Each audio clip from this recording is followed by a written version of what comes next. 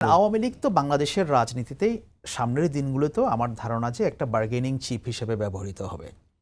বিএনপিও জামায়াতের এগেনস্টে ব্যবহার করবে, কারণ যেহেতু জামায়াত এবং এনসিপির আওয়ামী লীগকে নিয়ে একটা ভীতি আছে, ডেফিনেটলি আছে। তো বিএনপি হয়তো তাদেরকে সামনের দিনগুলোতে একটু দমানোর জন্য একটু নমনীয় করা যে এই তো আওয়ামী লীগ চলে আসলো। অন্যদিকে যখন এরা ভয় পেতে পেতে পেতে তখন তারা বলবে যে ঠিক আছে আমরাও তাহলে দেখি, তোমাদেরকে একটু ভয় দেখাই।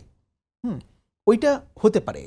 সো এই খেলাটা দেখবেন যে বাংলাদেশে হবে। বাট থিং ইজ দ্যাট আপনি দেখবেন যে এই আওয়ামী লীগ মানে যে কৌশলটা নিয়েছে এটা হয়তো তাদের দিক থেকে হয়তো ঠিক আছে। আমি বলবো আওয়ামী লীগ এখন প্রাণান্তকরভাবে তারা দেখানোর চেষ্টা করছে এই যে বাংলাদেশে অভ্যুত্থানটা হয়ে গেল 5ই আগস্ট, এইটা হচ্ছে ওই যে এখন যারা এনসিপি গঠন করেছে বা এই ফেসেসগুলো তারা জামায়াত এবং ইউনূসের কাজ।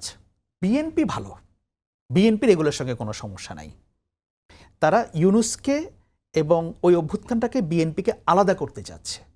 ইউনূসকে বিএনপির মুখোমুখি দাঁড় করানোর চেষ্টা করছে। কেন করছে? কারণ আওয়ামী লীগ ভালো করেই জানে তাদের এখানে অপারেট করতে হলে বিএনপির হেল্প তাদের লাগবেই।